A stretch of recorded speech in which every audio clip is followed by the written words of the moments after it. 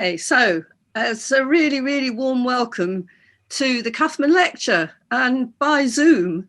It's obviously very sad that we can't get together in person, but there is a silver lining in every cloud, I suppose, and we actually have, I think we're now over 60. We had about 100 people signed up for tonight, and even over 60. In many cases, I can see that there's more than one person on watching the screen.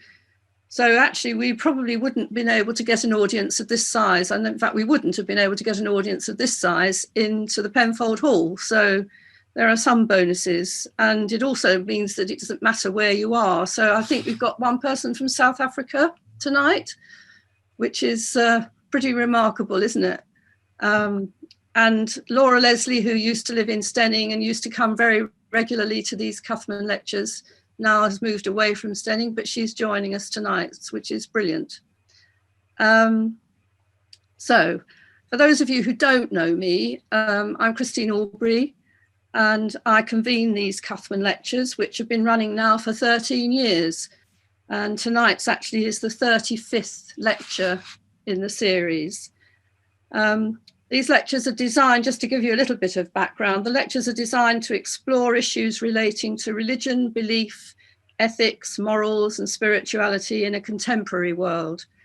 And we try to get speakers from a variety of backgrounds. Some have religious affiliations and others have none. The lectures are open to anyone who's interested. Everybody's welcome. You don't have to be affiliated to any church. You don't have to have any religious beliefs at all. People come because they're interested in the sorts of things that we talk about. If you are interested in receiving information about future lectures, do email me. My email address is c.aubrey@mac.com, and that was up on the screen that you saw just now. And I think Viv is going to put it onto the chat at the end of the evening. It's one thing to say, let's do a lecture by Zoom. It's quite another to actually get it done. And as with most things, it's much more complicated than at least I realised. And it just wouldn't have happened without the help of both our speaker, Paul, and Viv, who you've heard speaking before me, who is very kindly dealing with all the technology tonight. I'm massively grateful to both of them. I'm now going to hand over to Viv just to make sure that you've got all the information you need to make the most of the session, and I hope you will enjoy that.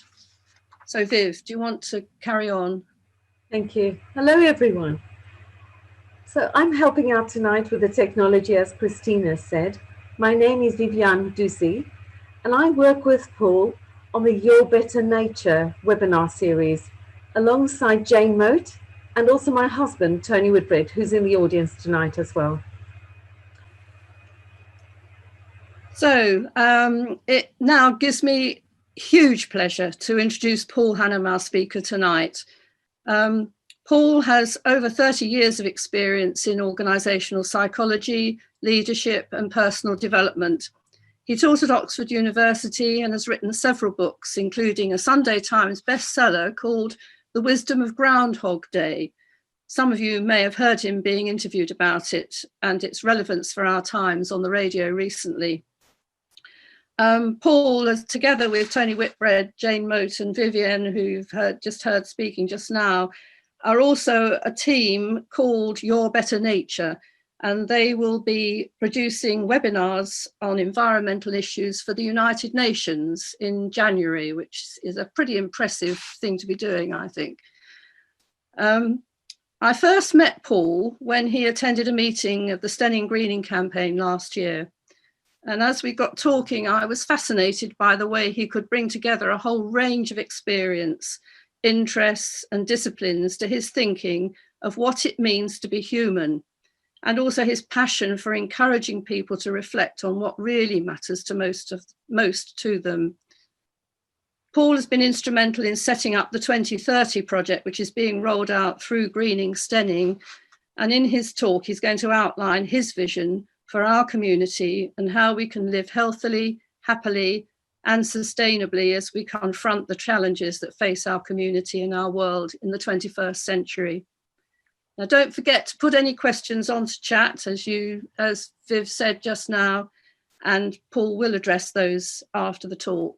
So over to you, Paul. Well, thank you very much for that introduction, Christine, and thank you, Viv, and thanks to everyone for attending. I know there's a lot of Zoom meetings at the moment, so I hope you're going to find it worthwhile. So tonight I'm going to be talking about how we can create the community that we all want. And I'm going to provide a vision of what I call a flourishing community. A flourishing community is one that meets our needs today, but also the needs of future generations and the needs of nature. So I want to really expand what we mean by community. And there are two particular reasons why this is so important right now. First of all, we need to change. Not just because of what's happening at the moment with the pandemic, but because of a far worse threat that is awaiting us. The catastrophic impact of climate breakdown and ecological collapse. Now, a lot of you have heard the phrase and use the phrase climate change, but we use the word climate breakdown or climate crisis or climate emergency because change is too gentle a word. And tonight is not going to be about scaring you with lots of facts, although I will be going through, but it's all about creating a positive vision for how we can move forward and tackle this problem. Because the second reason why this is so important is I believe that life can be better and that we will want to change our community.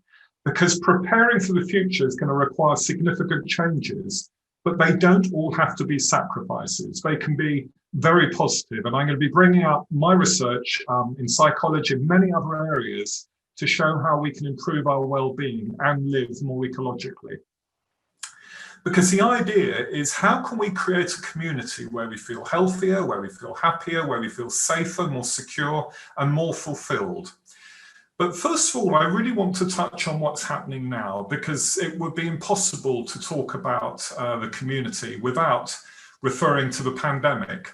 In fact, back on March the 25th, which seems a very long time ago, I was due to give a talk with Jeff Barnard and other people at Greening Steyning on creating a vision. But then, of course, everything changed. We couldn't meet. Whereas now we have to factor in what's happening with the pandemic. And so I want to really talk about what I think are some key lessons of COVID-19 for us. We are, of course, still in the midst of it. And this week, I think, has been particularly worrying, not knowing what's going to be happening with lockdowns happening in the north. I found out today they're happening in Surrey, where I used to live, in Weybridge and Elmbridge. And we really don't know what's going to be happening. And it's a very uncertain time. But I think there are some areas where we can have influence over. And this is also an extraordinary time to really be rethinking the assumptions behind our own lives and behind our community. I've also found that there have been some extraordinary positive developments during COVID, many of which I don't think any of us could have expected. I think many gained a renewed appreciation of our families, our friends, our neighbours and our local community. A huge appreciation of what an essential worker is. Our new heroes are not celebrities, not sports people, not entrepreneurs. They're doctors, they're nurses, they're essential workers, people who work in shops, people who deliver.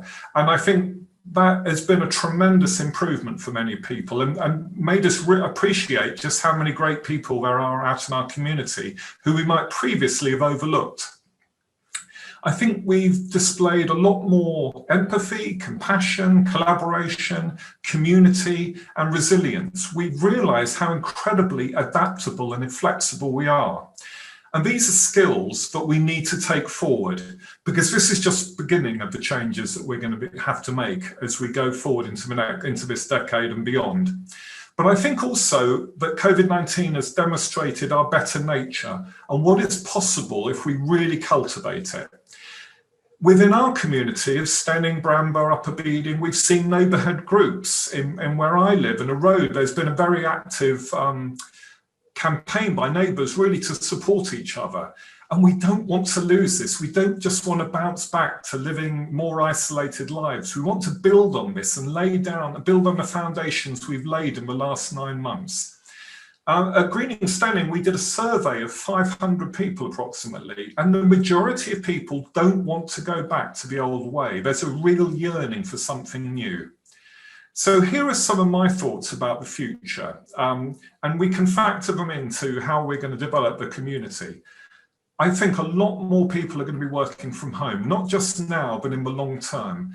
And I think there's going to be a real need in our communities to provide spaces, not just offices, but open spaces. When I lived in California, I used to write in a cafe, and I love writing in cafes, having somewhere to go.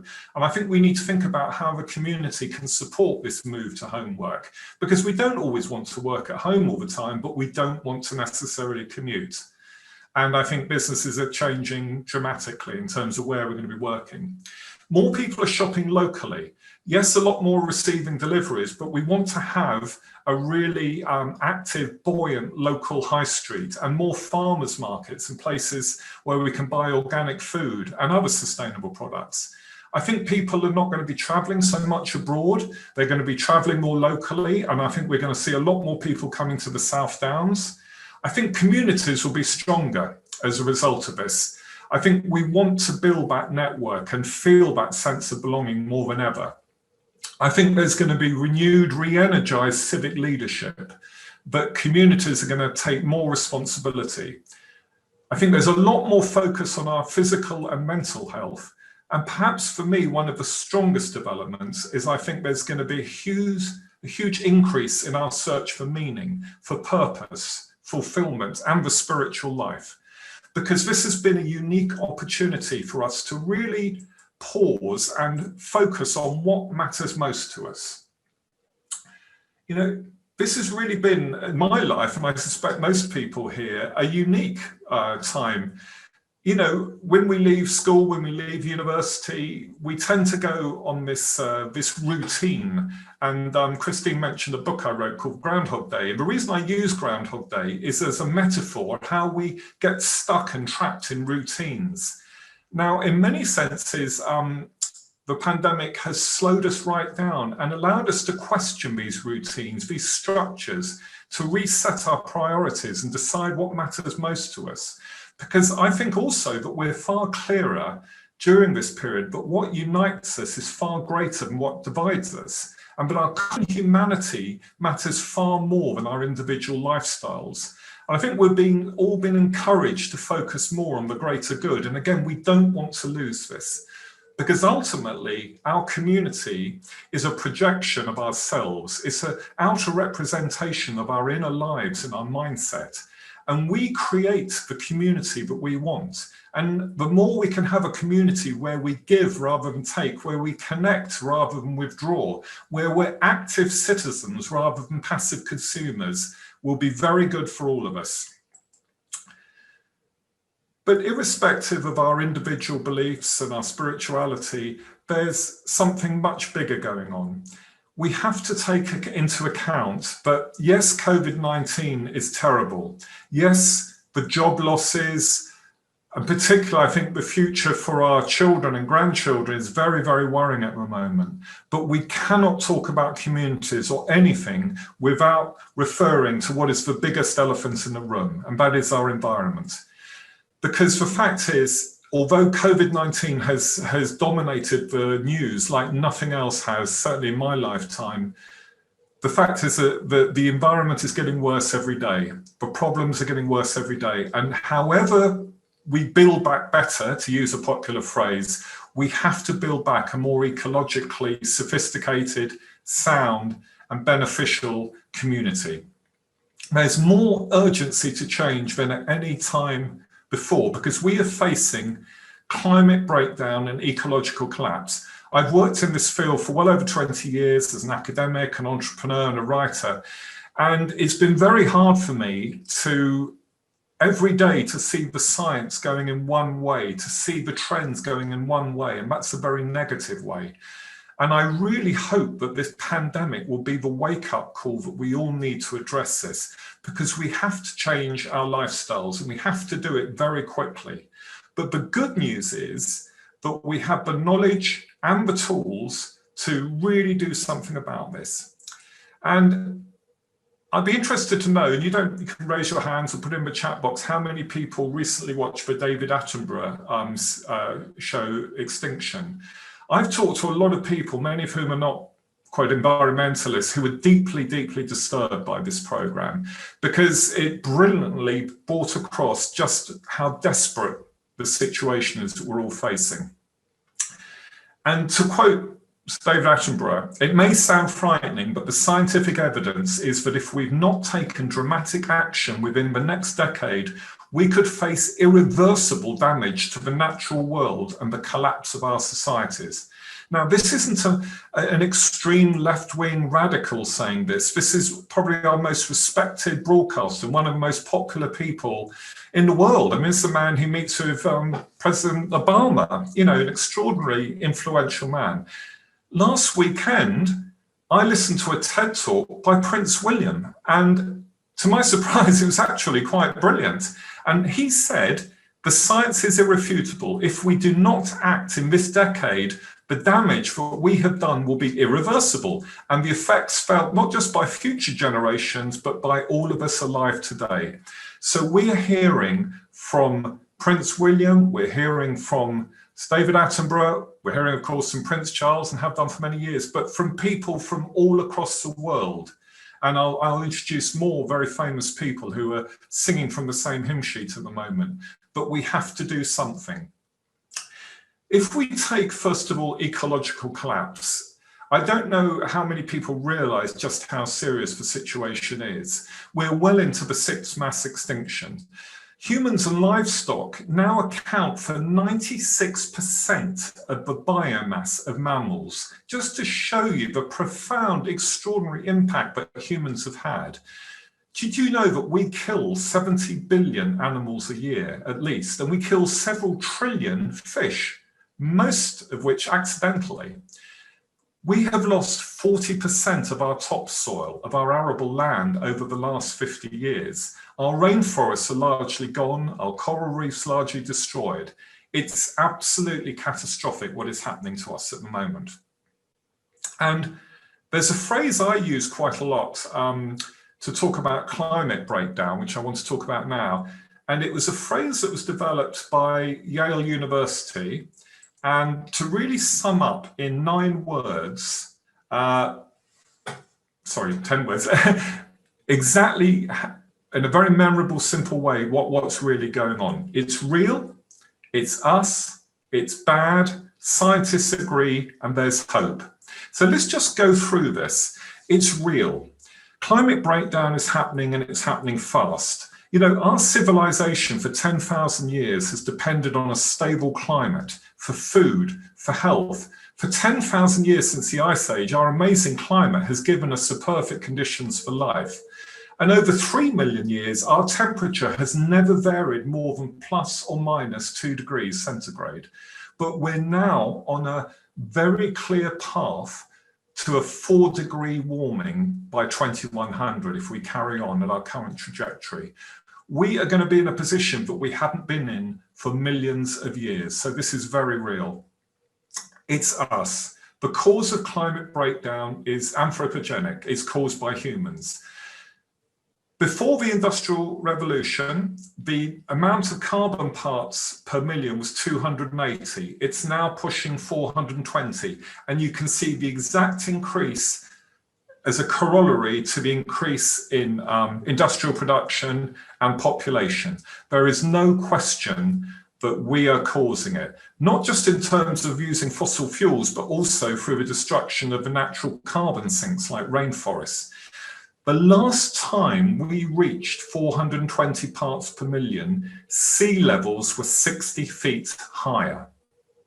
Now just think about that. That's not it's going to happen tomorrow, but there is a lag effect in the environment. But that's what we're doing right now if we carry on in this current trajectory.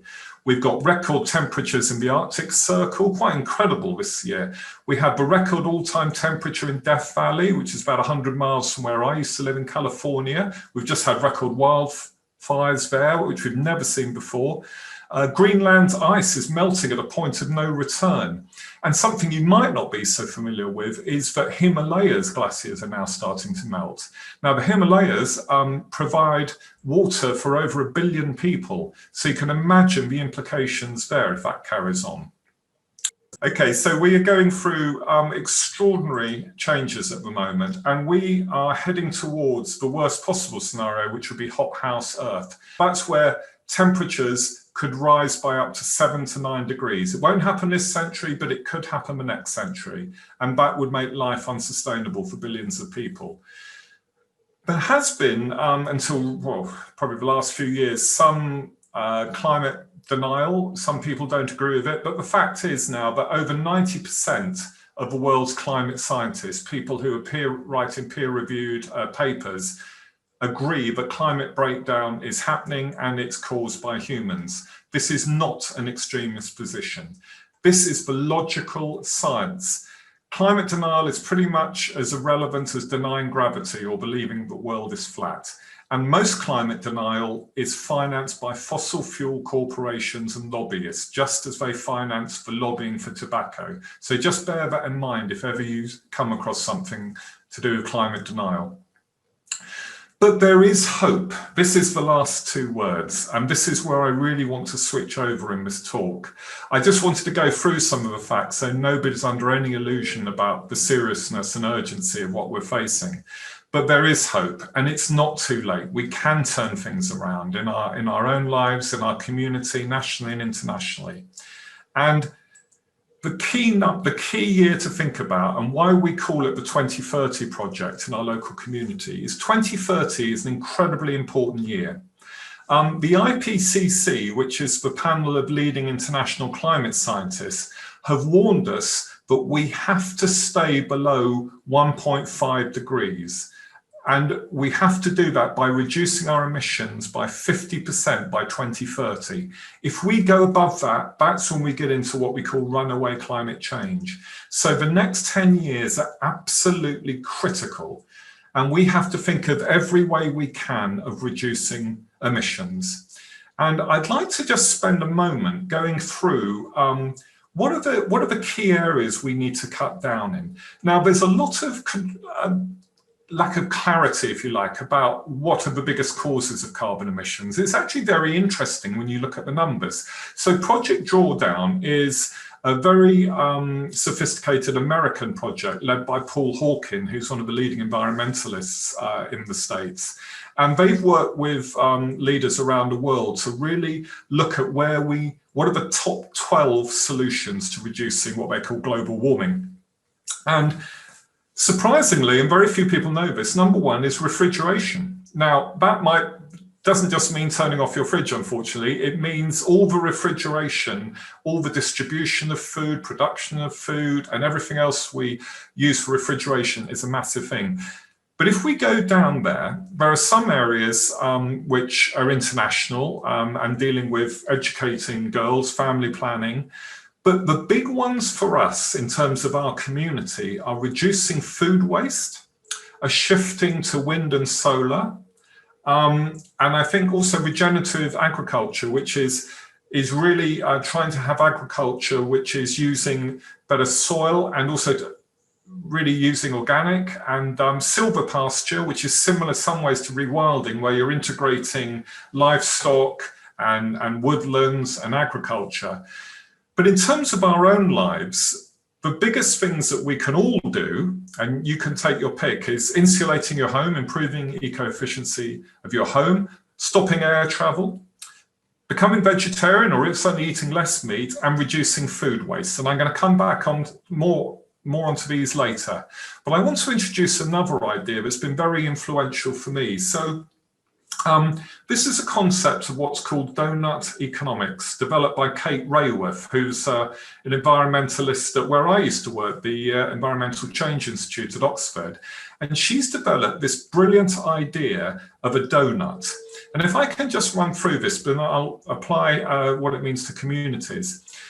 In the inner circle, the inner part of the donut, you'll see things like energy, water, food, health. These are our needs. These are the basic rights and needs of every human being in our community and across the world. They also are very close to the Sustainable Development Goals of the United Nations. Then on the outer circle, if you like, the ecological ceiling, the limits by which we can't go beyond, things like, well, climate breakdown, ocean acidification, freshwater withdrawals, the ecological limits.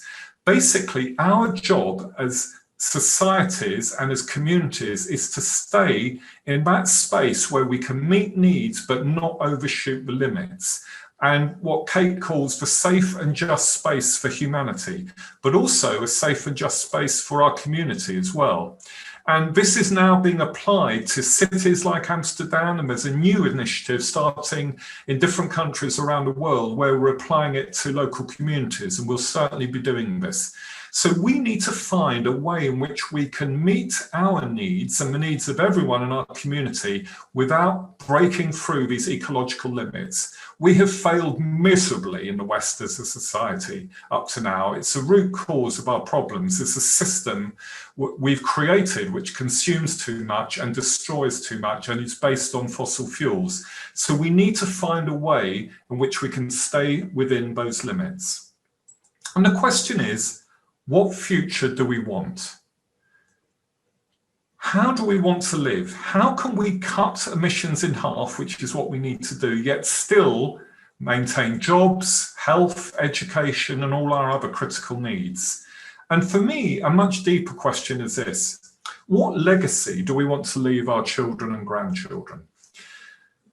You know, I find it fascinating that millions of families around the world, we, work hard and to make money, to pay for children's education and to leave money for children to have an education and live a nice life and have holidays and everything.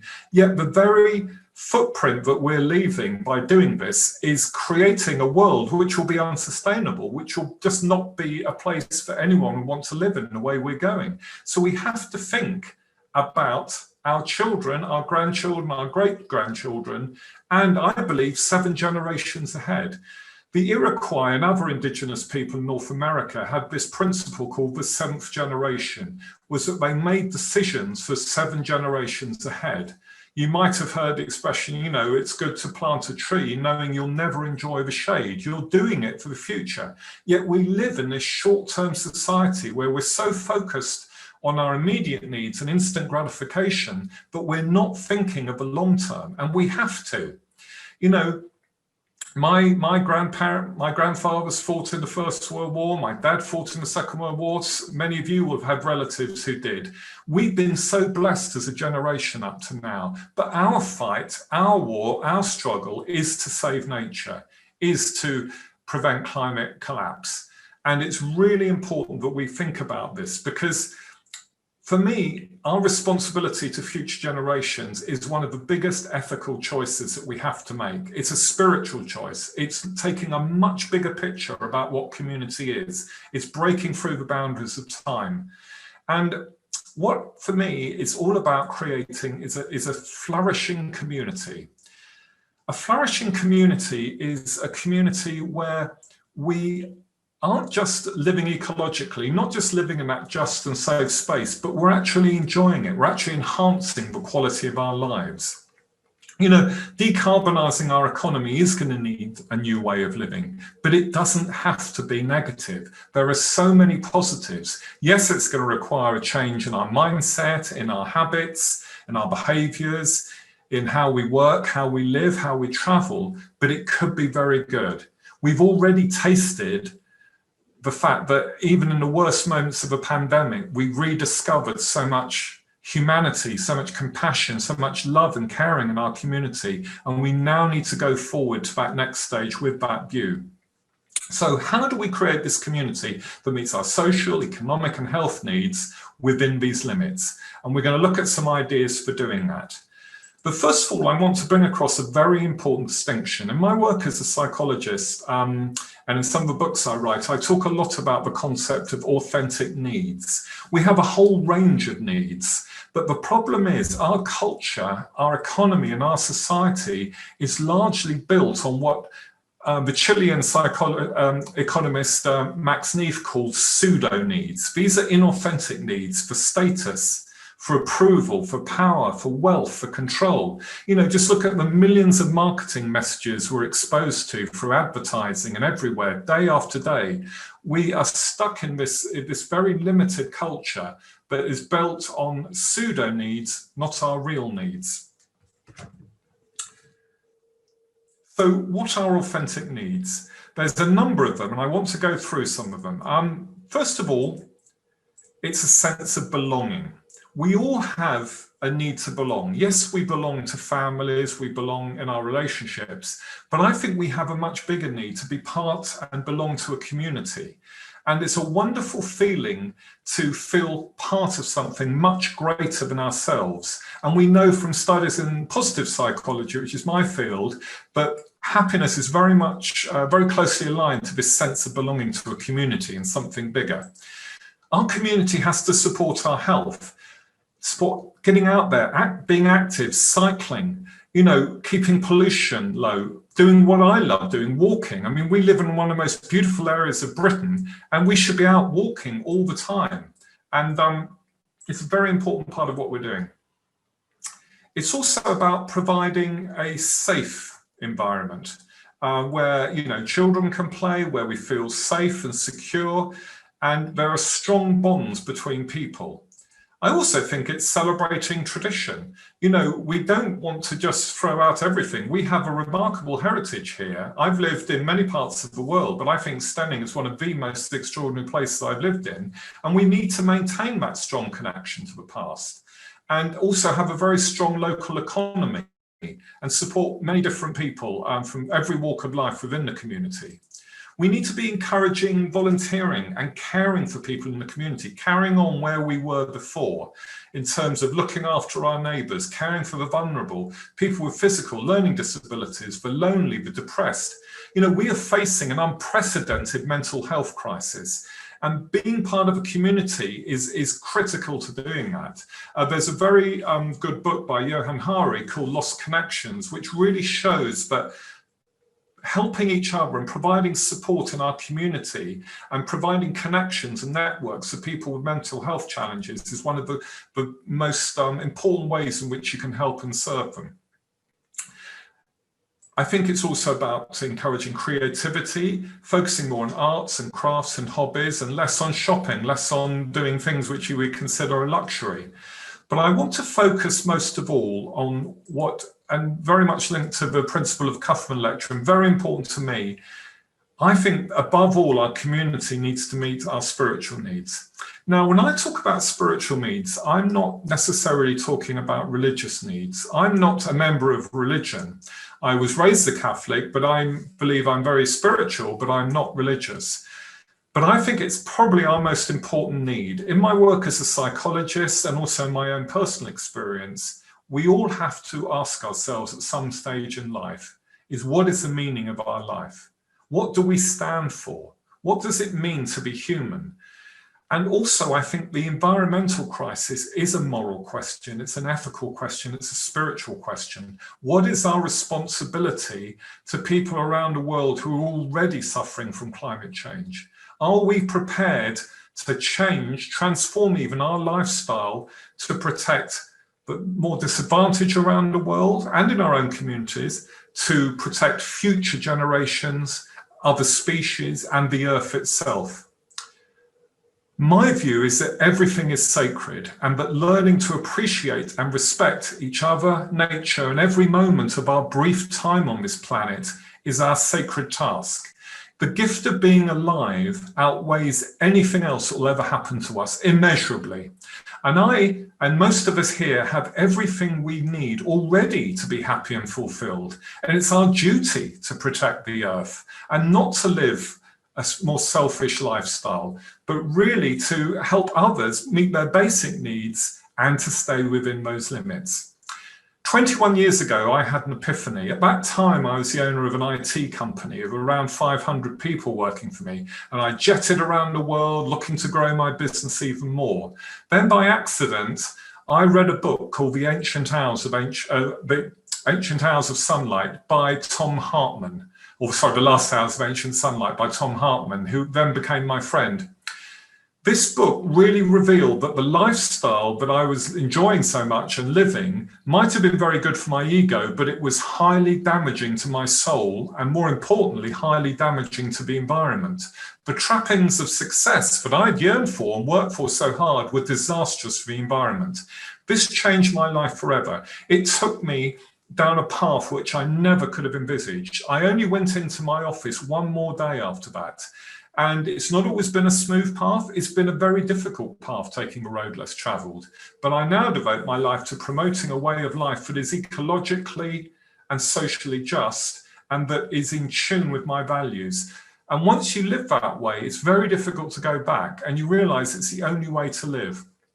20 years ago, the Earth Charter put it perfectly. This was a charter written by some of the leading environmentalists in the world. And it said, the resilience of the community of life and well-being of humanity depend upon preserving a healthy biosphere with all its ecological systems, a rich variety of plants and animals, fertile soils, pure waters, and clean air.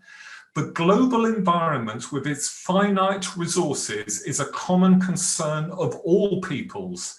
The protection of Earth's vitality, diversity, and beauty is our sacred trust. We need a spiritual awakening to the miracle of life on Earth and just how precious it is in a potentially lifeless universe. We need to work and act out of reverence for nature, not out of neglect. We need to make decisions based on what is best for 7 generations in the future. We need to evolve to a higher level of awareness. We've come so far culturally, technologically. We put man on the moon, we have iPhones, we're doing Zoom calls. Yet we are so backward in so many areas. And now we need to make that quantum leap in our spiritual, psychological, and moral evolution, and live what Dwayne Elgin called involuntary simplicity, lives that are outwardly simple but inwardly rich. And I think one of my heroes, perhaps as a lapsed Catholic, is the remarkable His Holiness Pope Francis, who really gets this. He also spoke after Prince William on the TED Talk, and it's well worth watching. And he says that the ecological crisis is essentially a spiritual problem. God placed man and woman on earth to cultivate and care for it. Are we truly cultivating and caring for creation, or are we exploiting and neglecting it? Well, we all have to answer that question. The Pope has rightly connected our ecological and climate crisis with the gross inequality and the toxic impact of rampant capitalism, of the system that we've created.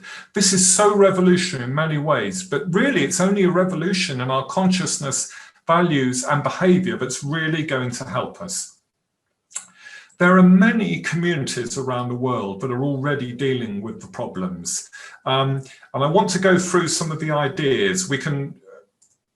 I have a lot more links if you want to contact me after this, and I'll leave my email. There are fascinating places like Ashton Hayes in Cheshire, which has reduced its carbon emissions by 40% and has its own community energy scheme at the moment. And that's something we could look at locally too.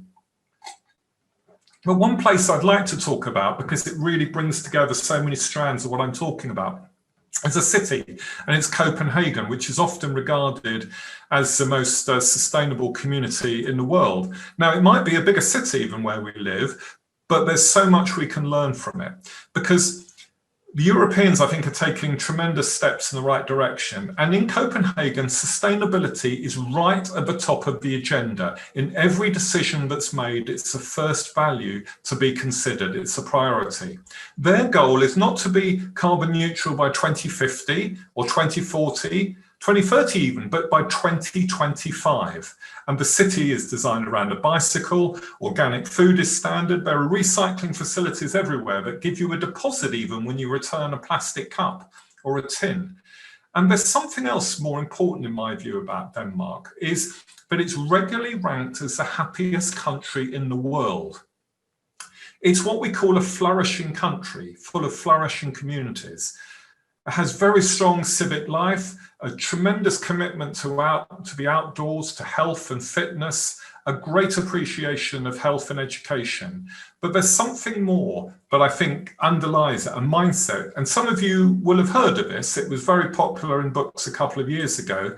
And it's the idea of hygge. That's how you pronounce it, hygge. And the idea is to do whatever makes your soul shine. Hygge is a feeling of safety, of security, of coziness, of being warm. It's living simply and focusing on family, friendship and wellness rather than acquiring more stuff. It's the opposite of the consumerist culture. This is what we should all aspire to in our community. And a flourishing community is a flourishing mindset. But perhaps my favorite example of where we can go with this is to be found a long, long way away in the islands of Okinawa off the south of Japan. And it's the idea of moai. But Okinawa was so fascinating because it's what's called a blue zone. These are one of about 5 or 6 areas around the world where there's unusually high longevity and unusually high health, especially amongst older people. So there's something we could all learn from here. Okinawans in particular have less cancer, heart disease and dementia than we do in the West. And women in particular live there far longer than anywhere else in the planet. There are many reasons for this, including diet and exercise. But for me, the most striking and interesting reason is the role of moais. A moai is a group of organized, lifelong friends. It's like a second family.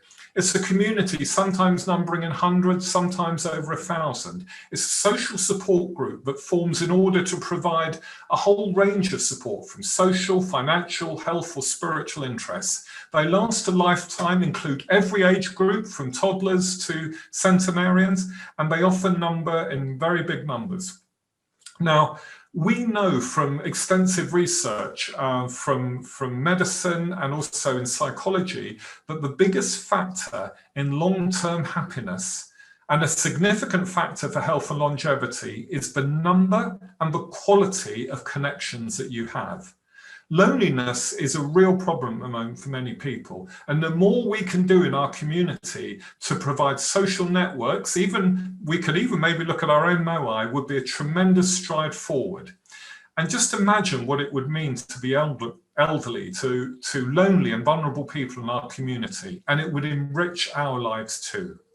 So there's a lot of very exciting ideas out there, and to bring it all back to where we are now in our community, as Christine said at the beginning, we've launched here in Steyning, Bramber and Upper Beeding, the 2030 project, of which Jeff Barnard and I are co-chair. And the idea is to really take all these ideas and a lot more to bring about significant changes in our community. How can we create the flourishing community? So this isn't just a series of ideas or tools or strategies. It's something we're actually doing, we're making happen. Now, we were due to start back in the spring, but as we all know, life took over. And we've now started virtually, and we've been creating action groups. And I'd like to just go through some of the work that's being done, because I think it's so important to know what we're doing already in our community, and also ask you listening, would you like to be involved? Or if you're not from here, then you can contact us and we can help you do something similar in your own community. So the first area we're really focusing on is housing and energy. This group is really looking at focusing on improving the eco-efficiency of our homes. We're looking at retrofitting homes and highlighting government grants that are currently available. Later on, we might well look at community energy schemes too. The next one is transport. How can we increase cycling? How can we encourage more walking? How can we support the increase in electric cars? We want to have a community that has a flourishing, sustainable transport system of more cycleways, more footpaths, electric buses. We might even look at some stage if we could reopen the old railway line. Wouldn't that be a wonderful thing to do? Then there's green consumers. This is a very active group that's looking at every aspect of our food, how we shop, what we do with waste, recycling. They're looking at supporting our local shops, also developing the farmers market, reducing the use of plastic, and setting up refillable stores and repair cafes. Very exciting work of all of these groups. And the final one is, which will appeal to a lot of people here, there's a robin behind me there, everybody's favourite bird, and this is the biodiversity group. And this group is looking very closely at conservation issues, how we can plant more trees, more hedgerows and plants, how we can support our wildlife and cooperate with local farmers and landowners. And the main project they've launched is a nature audit to create a street-by-street map of our local biodiversity and consider how we can encourage our wildlife with strategies such as nature corridors. So we've got a great deal happening here. And there are certain very important guiding principles behind what we do. First of all, we want to reduce carbon emissions. We want to see measurable, achievable reductions in carbon emissions. That's perhaps principle number one. Secondly, we want to regenerate nature, not just protect it, not just conserve it, but to regenerate, to have more trees, more hedgerows, more biodiversity, and regeneration is the heart of a flourishing community. We want to improve the overall well-being of as many of our citizens as possible and really engage our community. This is a big one. One of the challenges of the environmental movement has always been inclusivity. How can we get more different age groups, people from different backgrounds, to be involved, because everything I've talked about affects everybody. And in fact, disadvantaged people will be affected and already are being affected far more by climate breakdown and ecological collapse. So we have a moral duty to involve as many people as possible.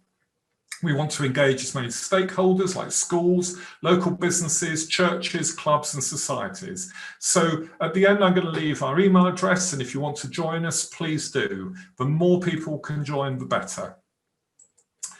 But as I come to an end, for me, I want to introduce what I think is really at the heart of everything.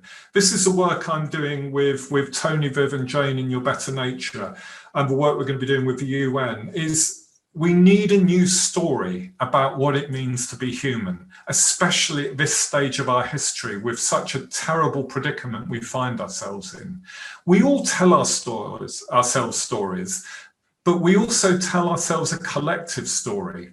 And for years, our civilization has been based on a very dysfunctional and toxic story. The old story is that we're here to consume, that we're disconnected from nature. Nature is a utility, a resource for us to exploit. And we hope that somebody else will fix it with technology sometime in the future. This is a disastrous, immoral and untenable way to live. We need a new story that connects us to nature, that regenerates nature, but positions us as active citizens, not passive consumers, that shifts us from a me society to a we society, from self-interest to compassion. The pandemic is the first chapter. It's woken us up. It's shaken our structures, shaken our system. I hope so with all my heart that we don't go back to the old normal. It would be catastrophic. We need to write the next chapters. We need to, and I want to finish with some thoughts from my work, which is I call Significance. And these are some lines that I've written. More than any time in our history, we all need to become significant. We need to work together to solve the great challenges of our time, such as rebuilding society after the pandemic, preventing climate breakdown, reducing inequality. The world needs you, it needs me, and it needs our better nature to triumph. Everyone has to aim higher. Humanity needs us all to live significantly, to be part of the solution, not part of the problem. My hope is that we'll look back and see the coronavirus as a watershed in history, the moment when we acted as global citizens to serve and maybe even save humanity. If there is one definitive lesson from the pandemic, it's that we have an astonishing capacity to come together and unite under a common purpose. If we can maintain this resolve, imagine how many other global problems we could solve. We have the capacity to prevent collapse and to end poverty. We are an extraordinary species living in extraordinary times. We should ask ourselves what it means to be human, Does it really mean acquiring more stuff, grasping for more things and fighting for more status? Or is there another course open to us? Is there a higher level of awareness and ethical behaviour that we can aspire to? Shouldn't we redesign our communities on a foundation of kindness, love, connection and compassion? Where are we going to stand on this? We must listen to our scientists and not ignore them. We must become givers, not takers, citizens, not consumers. And we must, above all, participate in the building of a kinder, more caring and cooperative community. So I thank you for listening, and I leave you with some email addresses, some next steps if you'd like to follow up, be part of our movement. If you have any questions, I'm here now to answer them. Thank you. Well done. Thank you, Paul. My goodness me. That was fantastic. You've given us, I think, all of us a lot to think about. I've heard you speak on all this before, but every time I hear you speak, something new comes out as well. So it's brilliant. There have been quite a few comments coming up on the chat, and people can still keep adding to them. There's one person said, "Moray sounds just like church." And I think yeah, that's very true, and how a church should be, where it really does support everyone.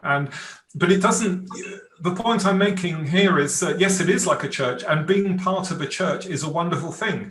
But for those people who aren't necessarily religious, it's a wonderful alternative as well.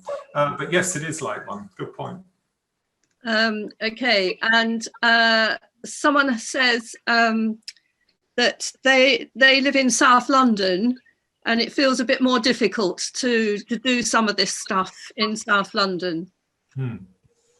Well, I think that's where it's worth looking at cities like Copenhagen. Amsterdam is well worth studying, because that's where there's a major initiative to implement the donuts concept. But every city has parkland, every city has green space.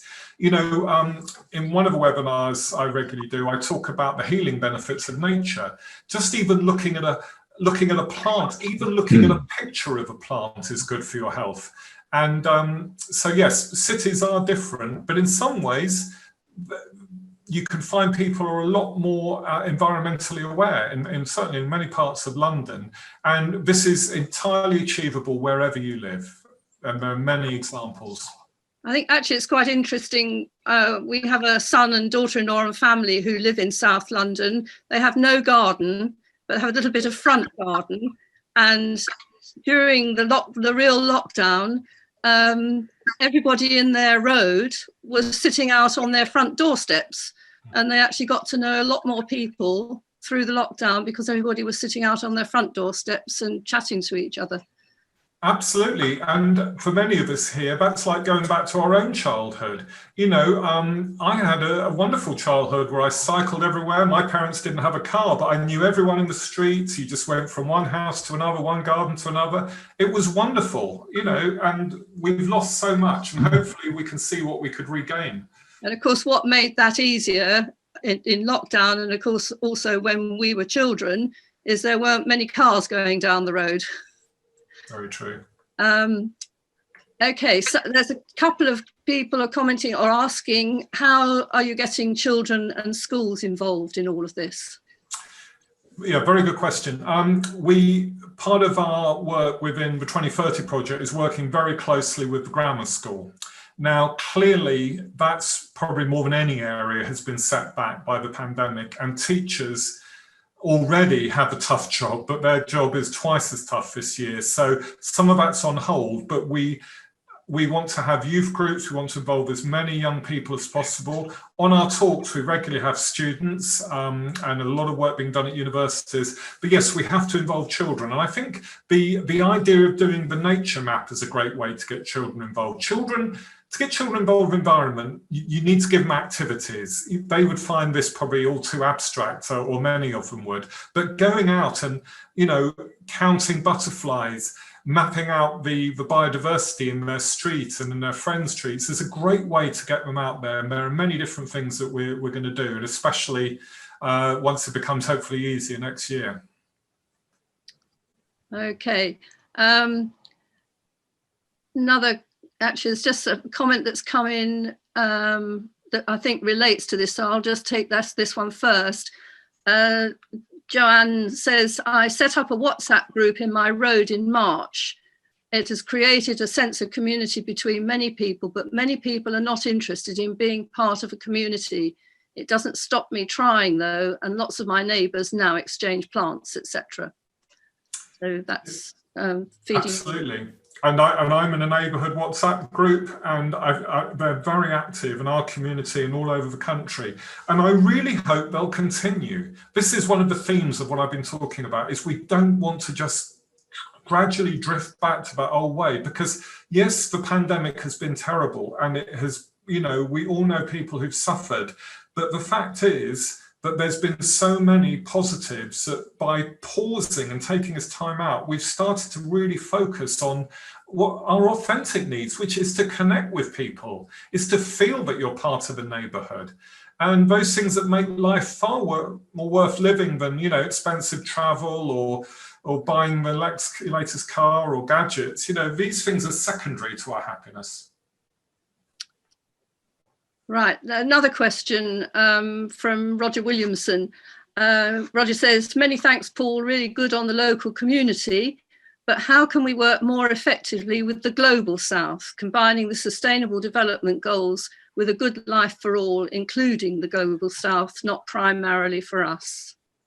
An excellent point, and this is the work that we're going to be doing with the UN, really looking at the interconnection between individual lifestyles, community, national, internationally.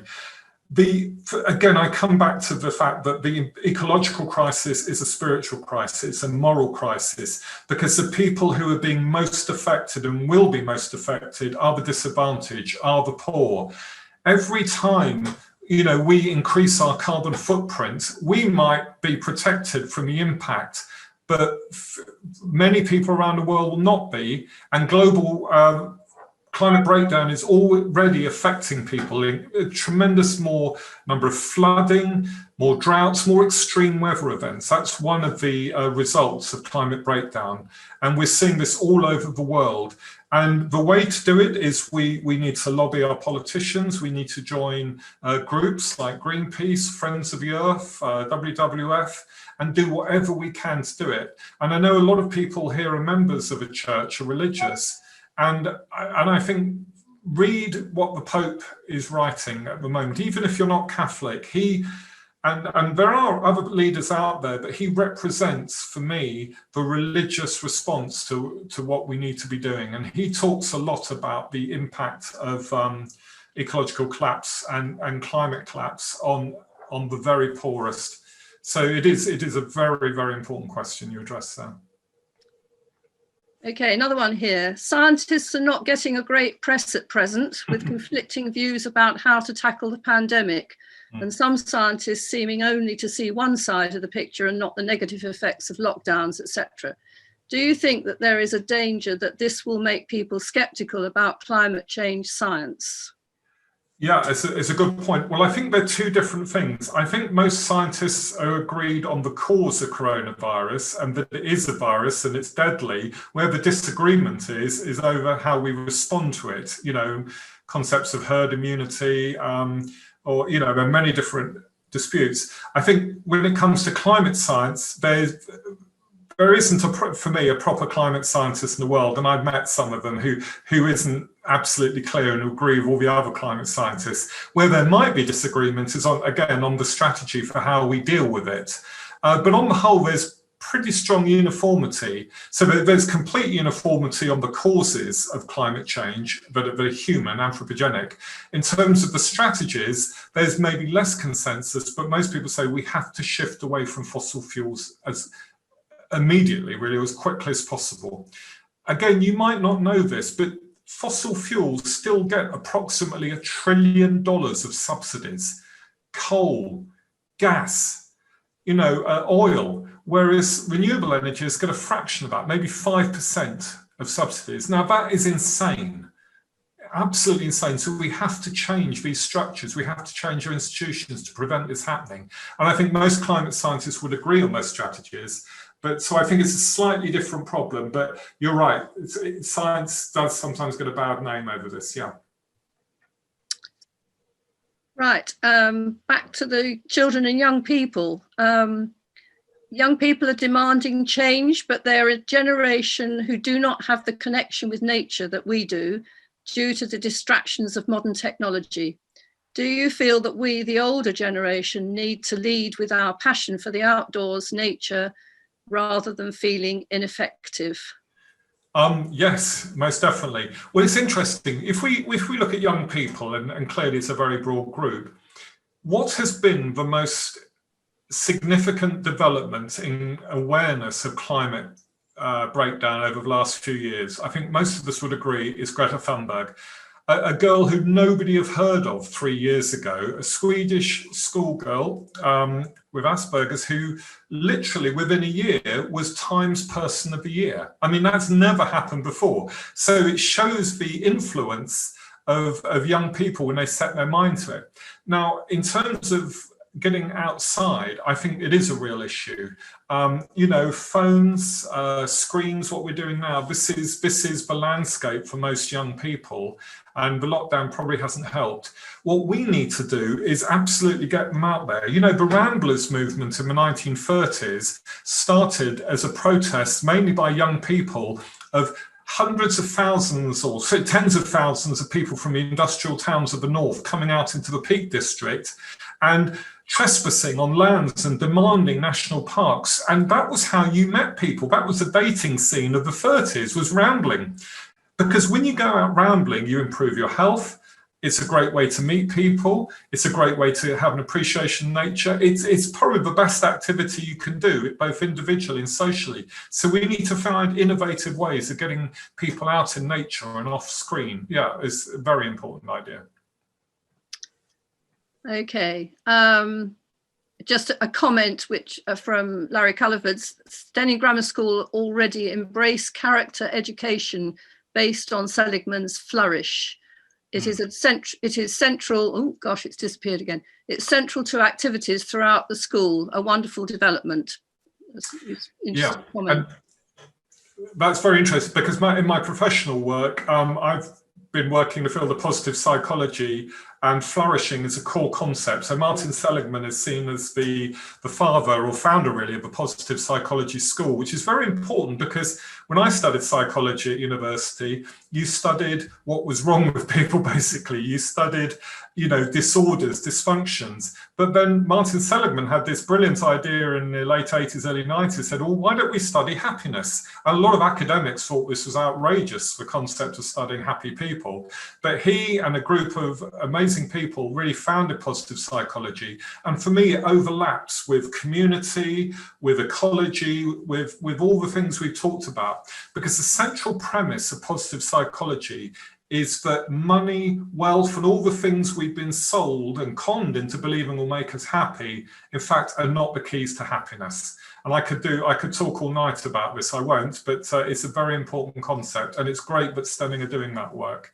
This flourishing is the way to live, definitely. Okay, thank you. We're going on to something completely different now, except it's disappeared again. Where's it gone?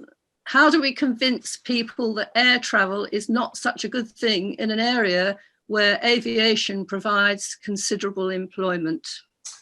Well, that's it's an important area, but ultimately we're in a place now where we can't have it all. As individuals, as communities, as society, we cannot have it all. The thing I feel most guilty about was I lived in California for 8 years. I used to fly back and forth 3 or 4 times a year. If I look at my carbon footprint, it makes me weep. I don't fly now, but it is a disaster. We cannot fly so much, and we have to make very tough decisions. It's incumbent upon ourselves to find other jobs. And one of the things I didn't talk about, but again, I give talks about is the concept of a green economy. I have 3 green businesses which employ quite a lot of people when I was living in the States.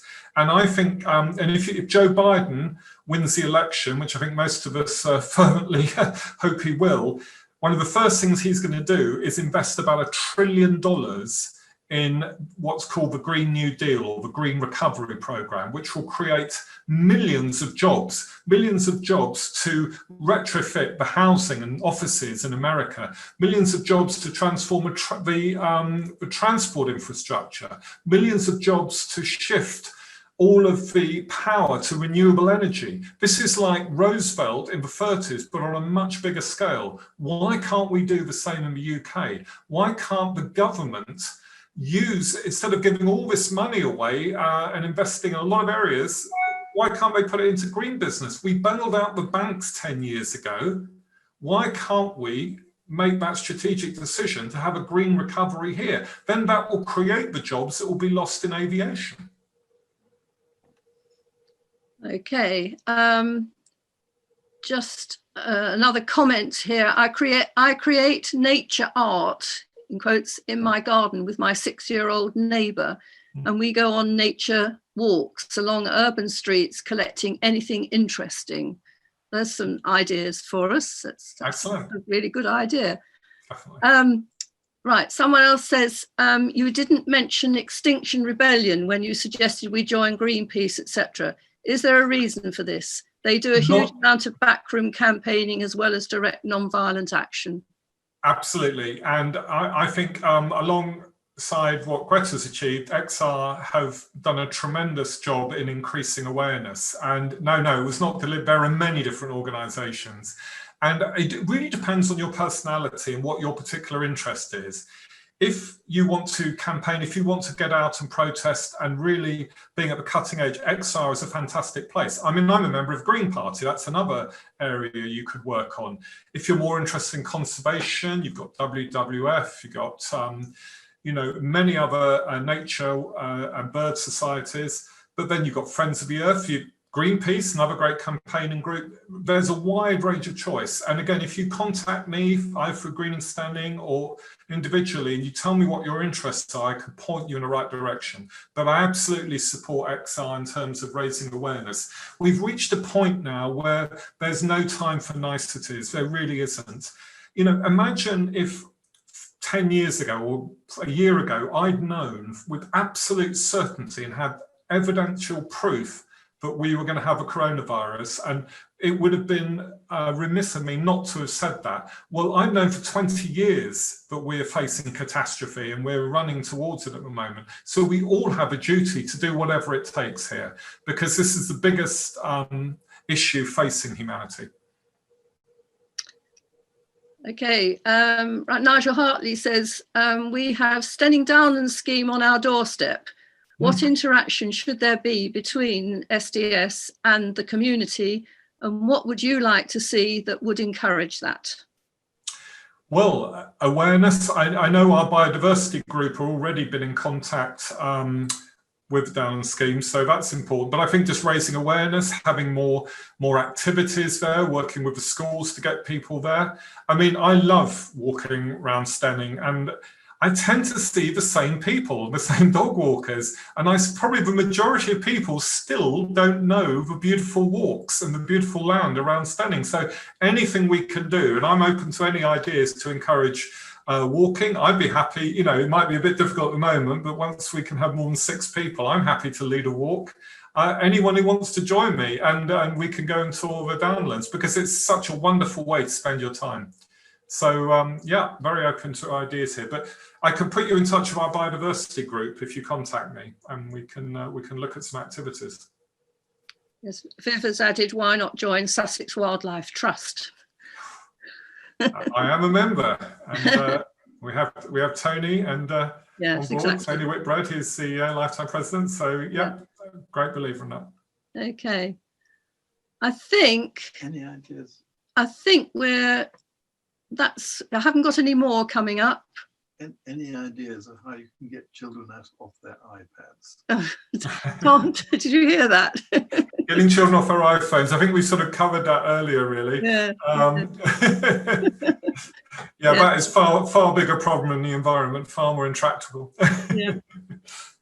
Okay, well, I think we've had a very, very nice, thank you everybody for putting in your questions, and that's great. We've covered quite a wide range of topics there. So I think probably now it's time to wrap up. And so thank you, Paul. I can't thank you enough for a fantastic talk. You've given us loads to think about and hopefully things to act on. It is extraordinary, isn't it, how this awful pandemic, with its devastating effect on the economy, on people's lives, on hugging. I mean, that's something that I think so many of us miss in so many ways. But it is awful. But it has provided, as you said, it has provided us with an opportunity to reset, to pause, and to really think about how we want things to be in the future. Before all this happened, I think those of us who gave it any thought at all felt like we were banging our heads against a brick wall. But it does seem that people are in a much more receptive mood now, and the mindset for change is there, which in a way that I think perhaps it wasn't before. And as you've pointed out, it's not just a climate issue, but a humanitarian one. And I think this is where the Cuthman lectures are our little attempt to provide an opportunity for us to reflect on a range of issues from a variety of perspectives, crossing religious and non-religious divides, and respecting everyone's opinions and values. So I suppose I hope that we will be inspired to take some of these ideas that we've talked about tonight back to our own communities, to our own families and friends, so that these ideas can grow and help us all to create the future that we want. So thank you, Paul, very, very much. Thank you. We can't have a normal round of applause, but we can all go like this, can't we?